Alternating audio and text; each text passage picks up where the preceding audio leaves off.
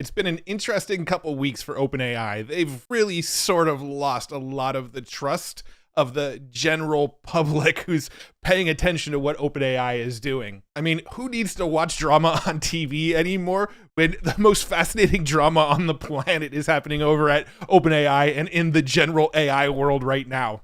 And I'm going to break it all down for you, starting with some semi-bombshell news coming from my good buddy Bilaval Sidhu, who was recently on the Next Wave podcast, by the way. He has a podcast called the TED AI Podcast, and he had the opportunity to interview Helen Toner. Helen Toner was one of the board members back in November of last year when all of the crazy stuff went down over at OpenAI. If you remember, Sam Altman was fired by the board, and then the board was essentially removed, and then Sam Altman was brought back in. Well, Helen Toner was one of those people that was on the board that voted to get rid of Sam. She was also one of those board members that was promptly removed from the board when Sam came back. Well, for the first time since November, when all of that went down, Helen finally went on a podcast to talk about her side of the story.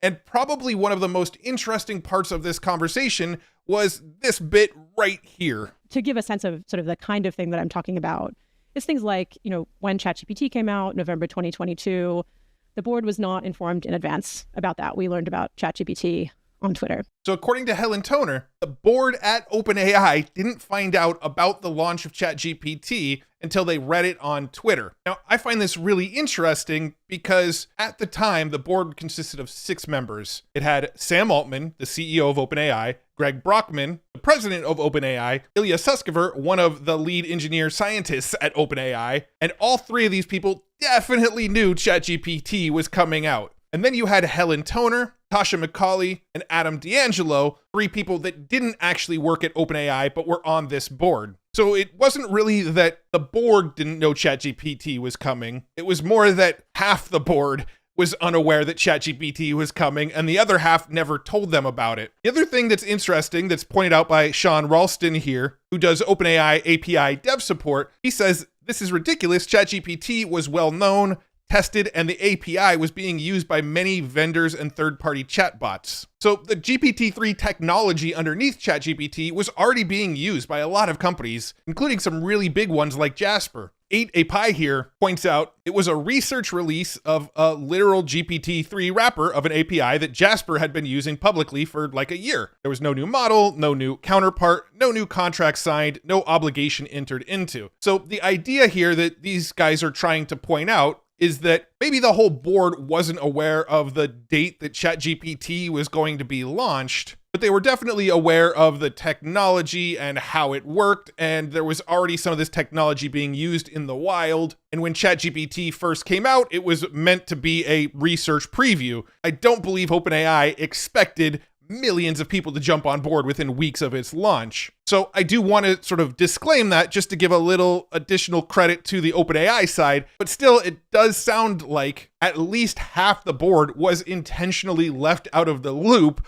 about what was going to happen with the company that they have a responsibility to oversee and sort of keep safe. But that's just a tiny piece of the hot water we've been seeing OpenAI get themselves into recently. A few weeks ago, Jan, the head of alignment over at OpenAI, stepped down from his role at OpenAI, saying that I've been disagreeing with OpenAI leadership about the company's core priorities for quite some time until we finally reached a breaking point. Building smarter than human machines is an inherently dangerous endeavor. OpenAI is shouldering an enormous responsibility on behalf of all humanity. But over the past years, safety culture and processes have taken a backseat to shiny products. Now, when Jan spoke up like this, it raised some more questions, like why has everybody else who left OpenAI recently not been speaking out about the dangers and the fact that maybe OpenAI is approaching things in a less than safe way? Well, it turned out that OpenAI had an agreement that people signed when they left the company where they agreed to a non-disparagement, meaning they couldn't talk badly about OpenAI, and if they did, they would lose their vested equity in the company. I mean, that borderline doesn't even feel legal. However, Sam Altman took to Twitter to say, in regards to recent stuff about how OpenAI handles equity, We've never clawed back anyone's vested equity, nor will we do that if people do not sign a separation agreement. Vested equity is vested equity, full stop. He goes on to say it should never have been something we had in any documents or communication. This is on me and one of the few times I've been genuinely embarrassed running OpenAI. I did not know this was happening and I should have. And that line right there is important. More and more evidence came out that Sam actually did know that this was part of it and he agreed with it. In fact, if we go back and look at this post on Sam Altman, there's a community post on it saying, according to leaked messages and documents obtained by Vox, senior leadership at OpenAI, including Altman, were very much aware of these equity clawback provisions and signed off on them. Here's the article in question from Vox. Leaked OpenAI document reveal aggressive tactics towards former employees. In the article, this says, company documents obtained by Vox with signatures from Altman complicate their claim that the clawback provisions were something they hadn't known about. This Vox article also publicly published all of the agreements that people had to sign so that you can actually review them, but you can clearly see that Sam Altman did sign off on all of it. Now, what about OpenAI's safety? Obviously, Helen Toner and the early board members had some concerns, and they were booted off the board. And then we had Jan, who was the head of alignment, and he left, and they disbanded the alignment team. So where does OpenAI stand right now? Now, don't worry about that, because OpenAI formed a new safety and security committee. This new committee is responsible for making recommendations on critical safety and security decisions for all OpenAI projects, recommendations in 90 days. So of course, they're probably going to bring in people from outside of OpenAI to make sure that the people inside of OpenAI are doing things in a safe way, right? Today, the OpenAI board formed a safety and security committee led by directors Brett Taylor, Adam D'Angelo, Nicole Seligman, and Sam Altman. This committee will be responsible for making recommendations to the full board on critical safety and security decisions for OpenAI projects and operations. So you're telling me that the CEO of OpenAI, who makes all of the financial decisions on what to launch and is basically the salesman for OpenAI, is also the guy making the decisions on the security and safety of OpenAI? Seems a little conflicty. Now, the board also includes a whole bunch of other people, but all of them are OpenAI employees. And if you're wondering about Jan, the guy who used to run alignment over at OpenAI, well, this week it was announced that he went and joined Anthropic to head up their new alignment team. Jan took to Twitter to say, I'm excited to join Anthropic AI to continue the super alignment mission. My new team will work on scalable oversight, weak to strong generalization, and automated alignment research. Now, Anthropic is one of those companies that I actually do kind of trust. I kind of sort of trusted OpenAI for a while, but I mean, they're kind of getting more and more on shaky ground with each news article that comes out. Anthropic has been one of the few companies that has consistently felt like alignment and safety has been their number one priority, and that narrative has always kind of been there with Anthropic. So I really do think that Jan's landing in a good spot going to Anthropic. Look, we're just scratching the surface right now of some of the troubles that OpenAI has been battling right now. We also had this little issue where the CTO, Mira Murati, couldn't really answer the question about how the Sora model was actually trained. What data was used to train Sora? We used publicly available data and licensed data. Videos on YouTube? I'm actually not sure about that. Videos from Facebook, Instagram? You know, if they were publicly available, publicly available to use, there might be the data, but I'm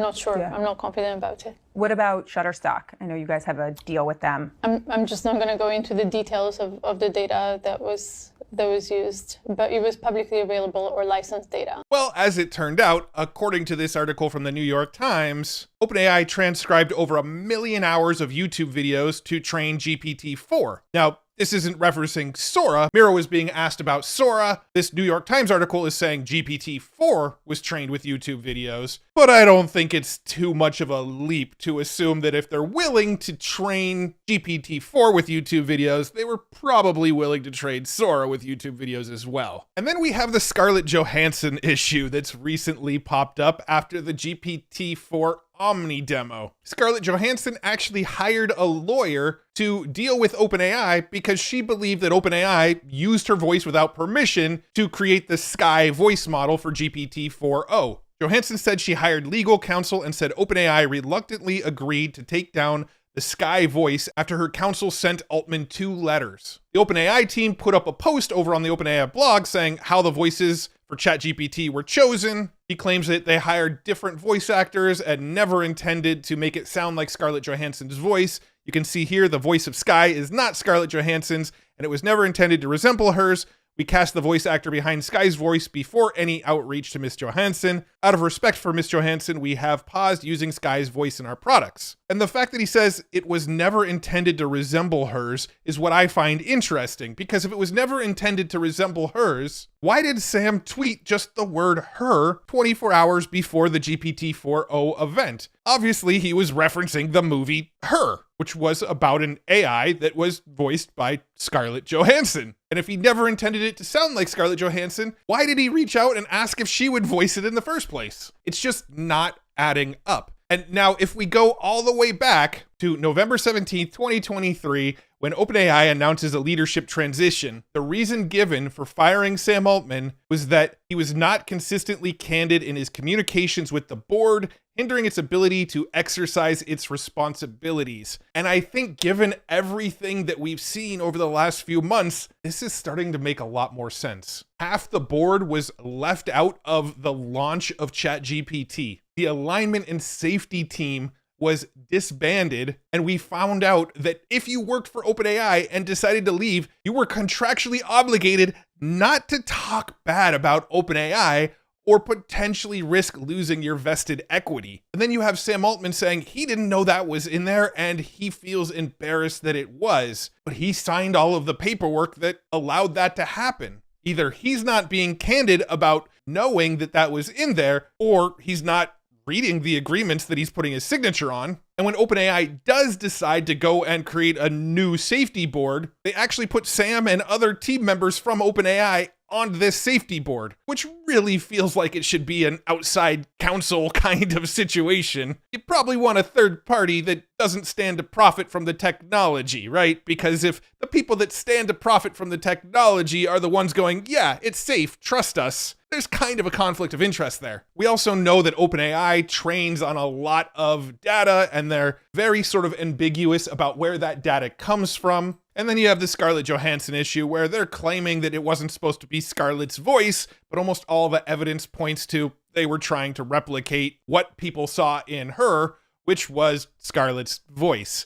Now, I am not a hater of OpenAI. I think a lot of people are going to watch this video and go, is Matt shifting to like anti-AI and talking crap about OpenAI now? No, that's not what I'm doing. I'm just kind of pointing out all of the facts because I find all this stuff fascinating. I put out a tweet the other day that kind of sums up the way I feel about stuff. Here's the tweet. I don't know who needs to hear this, but it is okay to think a new piece of tech is really cool and also be worried about privacy, security, and the ethics surrounding the creation of that tech. That's the world that I live in. I'm constantly in awe by this tech. I am super impressed by what OpenAI puts out. I think GPT-4o was really cool. I think the demos they showed off of what you could do with your camera and the desktop app were really cool. I've made tons of content about ChatGPT and DALL-E 3 and all the various OpenAI products. I think they're a company that makes really, really cool products. But at the same time, I'm not full on effective accelerationist, push the boundaries and move everything forward as fast as possible with no concern for anybody else. That's not where I live. I also have concerns about privacy, security, ethics, things like that. And the more of these stories that come out about OpenAI, the more I sort of lose my faith in them as a company. But it doesn't mean I don't think the tech is still really cool and that I'm not impressed by it. But I do have concerns. And I think that's okay. I don't think it has to be binary. I think you could live somewhere on this spectrum of, I think it's cool, but I'm also kind of concerned about where they're taking things. And everybody who's watching this video is going to fall somewhere in that spectrum one way or the other. And you're likely not going to fall all the way to one side or all the way to the other. You're going to be somewhere in the middle of there. And that is okay. I don't know Sam Altman personally. I really don't know anybody at OpenAI. I don't really have any contacts there other than a few people that I tweet back and forth with sometimes. But I do think most of the people at OpenAI are probably good people with good intentions. But the more I learn about Sam, the more I start to wonder, is he sort of this shark wearing a dolphin suit? Whenever you see him speak publicly, he's so eloquent. He chooses his words very carefully. He seems to know what he's talking about. And he seems to really, really care about where all this AI stuff is going and care for the safety of humanity. But then you hear stories from behind the scenes, and this is all stuff that I just find really, really fascinating. I want to see tech progress. I want to see cooler and cooler models come out. I want to see AI create more of a utopia. But at the same time, I often wonder if the people that are trying to get us there are necessarily the right people for the job. And the more these stories come out, the more I question that. And I'm going to continue to keep my finger on the pulse of all this stuff and share the latest news with you. And I'm excited to see what OpenAI does next. I want them to do more really cool stuff. I guess I'm just hoping that maybe we'll get some more transparency. Maybe we'll get a little bit more of the behind the scenes of how this is all working and how it's being trained and what it's being trained on and what their intentions really are. Because right now, it's definitely becoming more and more ambiguous and those waters are getting muddied.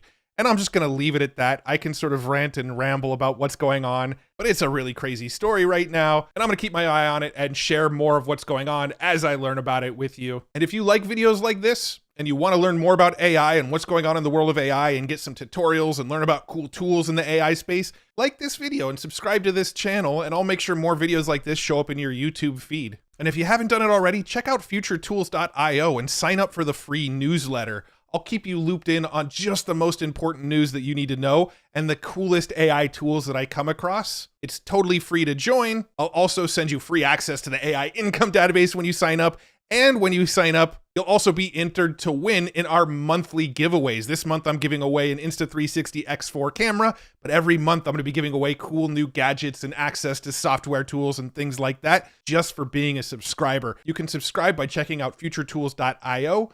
And thank you so much for tuning into my little ramble rant here about what's going on with OpenAI. Hopefully you learned something. Maybe you're seeing it from a different perspective. Maybe you're thinking my view of it is way off base and I either need to be all in or all out, but that's just not how I work. I'm not that binary. My opinions on these types of things are very fluid. I might like one company one day and the next day think the company is the devil. That's just how it works.